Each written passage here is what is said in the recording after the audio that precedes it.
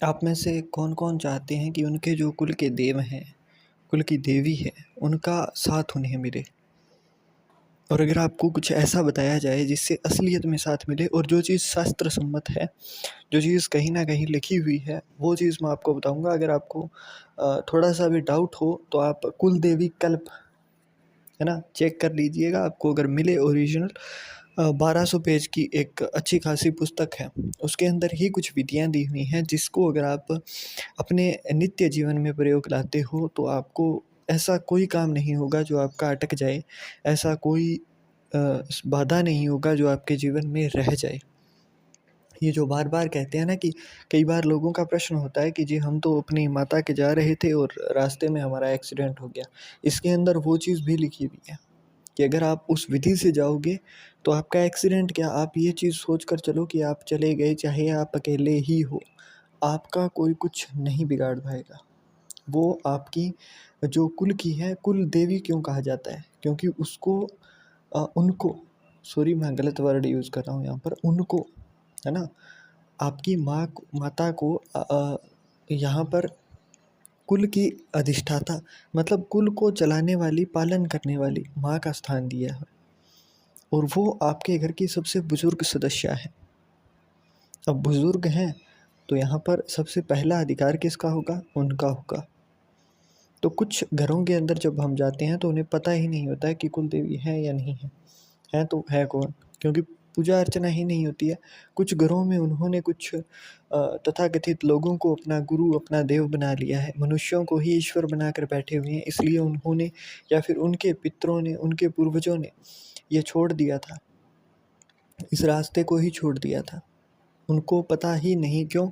जब अगली पीढ़ी को आप बताओगे नहीं कि ये हमारी कुल की देवी है, ये हमारी कुल की माँ है, तो उन्हें कैसे पता चलेगा? तो यही दिक्कतें होती हैं। तो ऐसे में कुछ चीज़ें मैं आज उनके लिए लेकर आया हूँ जिनको अपने कुल की देवी का पता है कि है कौन, ताकि उनको फ़ायदा हो, ताकि उनको उस माँ का आशीर्वाद मिले। तो आपको करना क्या है? सबसे पहला, जिस दिन आप मतलब इसके लिए आपको जाना पड़ेगा, जहाँ पर भी आपके कुल देवी जी का निवास है, वहाँ पर आपको जाना होगा। क्योंकि प्रथम बार जब आप कर रहे हो, तो वहाँ पर आपको जाना होगा और जाने की विधि होगी। आप जिस दिन, मान लीजिए आपको अभी गुप्त नवरात्रि चल रही हैं, तो जैसे कि आप मान सकते हो कि आप आगे नवरात्रि आएँगी तो उस टाइम जाओ या फिर जब भी जाओ आप। तो आपको सबसे पहले घर के मंदिर के अंदर अच्छे तरीके से साफ-सफाई करनी है। वहाँ पर साफ-सफाई करने के बाद एक नया श्रृंगार लेकर आना है आपको। नया श्रृंगार की जो छोटी-सी डिब्बी आ जाती है, आपको ₹20 ₹25 में मिल जाएगी उसके अंदर, और चुनरी वगैरह सब कुछ आपको लेकर आना है उसके अंदर। इत्र की बोतल भी होनी चाहिए उसके साथ। जब वो सारी चीज़ें ले आओगे आप, तो उसके साथ-साथ लाल रंग के पुष्प आपको लाने हैं और फिर आपको घर के अंदर ही, जैसे गोबर के उपले होते हैं, तो उनसे आपको जोत करनी है माता की और साथ में भैरव जी की भी। क्योंकि माँ जहाँ-जहाँ होती है वहाँ पर भैरव जी का भी निवास होता है।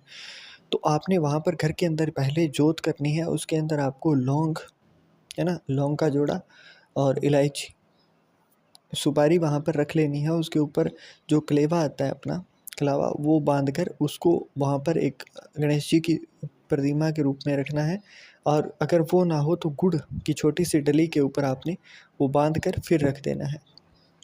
इसके बाद में वहाँ पर आपको भोग लगाना है पेड़े का या फिर घर के अंदर जो भी मिष्ठान आप बना सको उस चीज़ का। तत्पश्चात आपने वहाँ पर अच्छे तरीके से घी की जोत लगाई आपने, और भैरव जी का ये जो सरसों का तेल होता है उससे दिया जलता है, तो वो आपने लगाया। उसके बाद में आपने वहाँ से गुहार लगानी है कि मैं यहाँ से निकल रहा हूँ आपके स्थान पर आने के लिए, और मैं घर से ही कुछ, जैसे आप 11 पूड़ियाँ बनाकर लेकर जा रहे हो भैरव जी के लिए, आप जो चने बनते हैं, है ना? बाकड़ा जिसे कहते हैं हम, तो वो बनाकर लेकर जा रहे हो। वो सीधा ही ड्राई रोस्ट होते हैं, मतलब उनके अंदर तरी नहीं बनती है।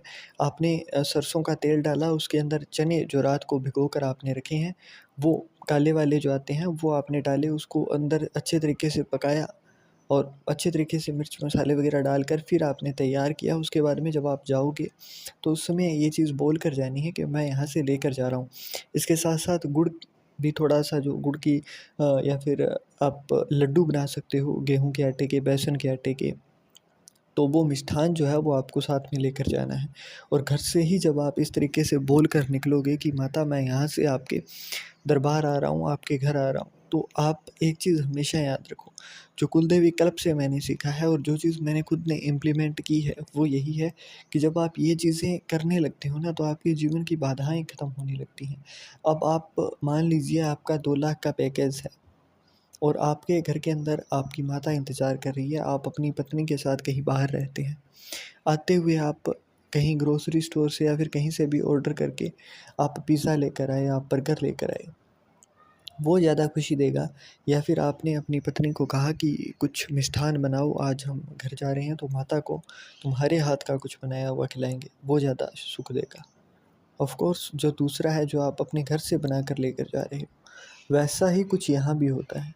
जो हमारे शास्त्र हैं वहाँ पर कुछ ऐसा नहीं बताया गया है कि आप रक्त चढ़ाओ या फिर क्यों, वो अलग-अलग आस्थाएँ हैं, वो अलग-अलग रीतियाँ हैं जो पालन करते हैं।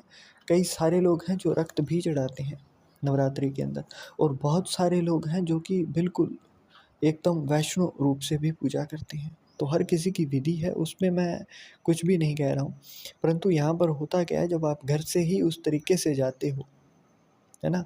तो इसके बाद गारंटी लेकर कह सकता हूँ आपका कोई एक्सीडेंट नहीं होगा, आपके साथ कोई भी अप्रिय घटना नहीं घटेगी। फिर चाहे आप अकेले ही जाओ, आपके साथ कुछ भी ऐसा नहीं होने वाला है। सबसे बड़ी जो चीज़ है मैटर करने वाली, वो ये है कि आप आस्था के भाव से जा रहे हो। और फिर जब आप वहाँ पर पहुँचोगे तो पुजारी जी से बोलना है कि ये मैं प्रसाद लेकर आया हूँ, तो ये माता को चढ़ावा देना है इसका। जब आप वहाँ पर चढ़ावा दे दो तो उसके बाद में अगर आस-पास कोई गौशाला हो, तो वो जो चढ़ा हुआ प्रसाद होगा, वो आपने गौशाला के अंदर जो पूड़ियाँ होंगी वो दान देनी है। जो लड्डू जो बनाए हैं आपने गुड़ के, वो वहाँ पर गौशाला के अंदर जो गायें दूध देती हैं उनको दिया जा सके तो बहुत अच्छा है। तो वहाँ पर आपने ले जाकर उसका दान देना है। इसके साथ-साथ जो चने बनाए हैं, वो आपने काले कुत्तों को डालने हैं। इसका भोग आपने खुद ने नहीं करना है और उस वहाँ से मंदिर से निकलने से पहले आपने वहाँ पर कह कर आना है कि माता आज आपको साथ लेने आए हैं, है ना? तो फिर आप घर पे जब आओगे तो वहाँ पर भी सकुशल रहोगे और उसके बाद में जब भी कोई नया कार्य करें, जब भी कोई नई चीज़ आए, हर दिन सोने से पहले धन्यवाद करना, भोजन करने से पहले धन्यवाद करना। है ना? कि हे माता आपकी कृपा से मुझे ये सब कुछ मिल रहा है और मुझे भरोसा है आप पर। उसके बाद में आप कोई पुण्य, कोई पाप का मत सोचो। जो भी कर रहे हो उन्हीं के आशीर्वाद से कर रहे हो, ये चीज़ सोच कर चलो। आप खुद को बीच में से हटा लो। जैसे एग्ज़ाम आपने देने जाना है, परंतु आपने वहाँ पर कोई भी ऐसा नहीं है कि आप एग्ज़ाम देने जा रहे हो तो मैं शब्द हटा दो उसके बाद से। माता की कृपा से होगा जो कुछ होगा। वो आस्था का भाव जिस दिन आने लग गया ना आपका, तो वहाँ पर आपके हर काम शुरू होने, हर काम एक सही मुकाम तक पहुँचना शुरू हो जाएगा। और ये चीज़ आप करके देखिएगा जो मैंने अभी बताई है, आपको अपने साथ ही, मैं बहुत ज़्यादा दिनों का नहीं कह रहा हूँ, आपको मान लीजिए अगर जाने-आने में 2 दिन लगे, तो तीसरे या चौथे दिन से आपको असर दिखाई देना शुरू हो जाएगा। और पहली बात, जिनका भाव अच्छा होगा, वो जब घर से निकलेंगे उससे पहले ही उनको असर दिखाई देना शुरू हो जाएगा। क्योंकि फिर वहाँ पर माता आपकी प्रतीक्षा में बैठी होती हैं कि मेरा लाल वहाँ पर मेरे लिए कुछ लेकर आ रहा है। वो भोग मेरे लिए लेकर आ रहा है ना? घर से बना हुआ कुछ लेकर जाओ तो सही, वो दिखाओ तो सही आप भाव, वो तो भरी बैठी हैं, है ना? और उसके बाद आप कुछ भी माँग कर देखो, लोग कहते हैं हमारी मंशा पूरी नहीं होती है, आप माँग कर तो देखो ये सब कुछ करने के बाद। अगर आपकी ना हो मंशा पूरी तो यहाँ पर इस कमेंट सेक्शन खुला पड़ा है, मैं कमेंट नहीं बंद करूँगा, आपकी जो मर्ज़ी में आए वह गाली देना, जो कुछ आपके मन में जो भी भड़ास हो वो आप निकाल देना चाहे, जो भी कुछ कहना चाहो, यहाँ पर कोई तरीके की पाबंदी नहीं होगी, आप कह सकते हो। परंतु पहले जो किया कहा है मैंने वो चीज़ आपने पूरी करके देखनी है। और जो यहाँ तक रुका है, वो एक बार जो भी आपकी कुल देवी हैं उनके नाम से जयकारा ज़रूर लगाना है यहाँ पर कमेंट बॉक्स में।